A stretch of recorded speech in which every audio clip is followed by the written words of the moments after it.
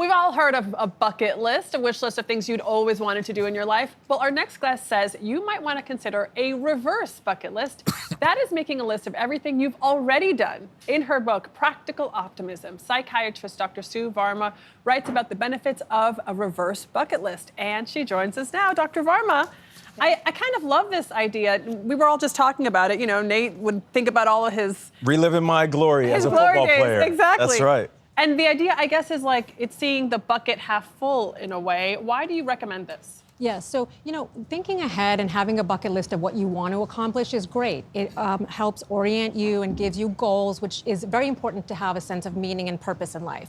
We know that people who have a strong sense of purpose live longer, about 20 to 30% longer, less heart attacks, less anxiety, less depression, less blood pressure increases. But what that also sets you up with is a feeling of inadequacy. What next, right? Very true. And comparisons. And so what you want to do when you're feeling like low confidence or like a little unsettled or confused or lost or empty is to look back. And the benefit of looking back is that you have an enhanced sense of gratitude, of confidence. And what you want to do is use your past mastery to influence, predict future success. That is so good. Now, what are the health benefits as we talk about looking back? There are so many. You know, when we talk about anxiety and depression, a lot of it is two things. You're focused on the future, right? Anxiety is about catastrophizing and worry, what comes next. Yeah.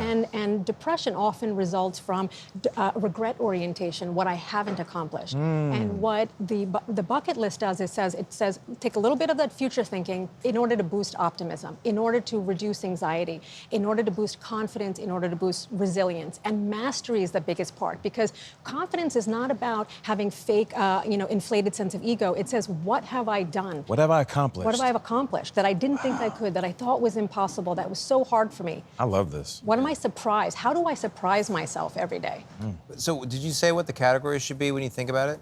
You know, it's great to just take a snapshot, literally put your life in different buckets and say, how am I feeling about the career? What have I accomplished? What obstacles have I overcome? What challenges have I been able to negotiate and navigate successfully?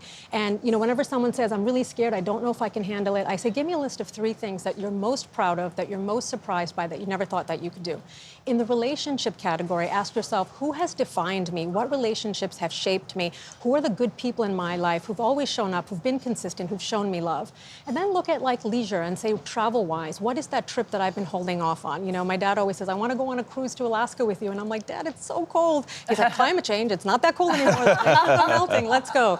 So what is that trip that you've been putting off, that family reunion, that graduation party, allowing yourself to celebrate a little bit? You say there's something called success amnesia. What is that?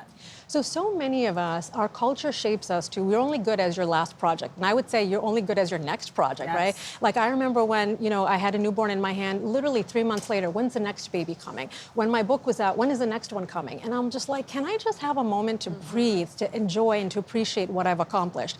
I think so much of it is we're always looking at what we're missing, what's the next goal, what's the next project, and this allows you to take a moment and say, no, I am not going to plan my next project until I've celebrated the current win that I've already had. This is so good. It touched my soul. Thank you so much, Dr. Sue Varma. This was awesome. The book is Practical Optimism. Make sure you check it out.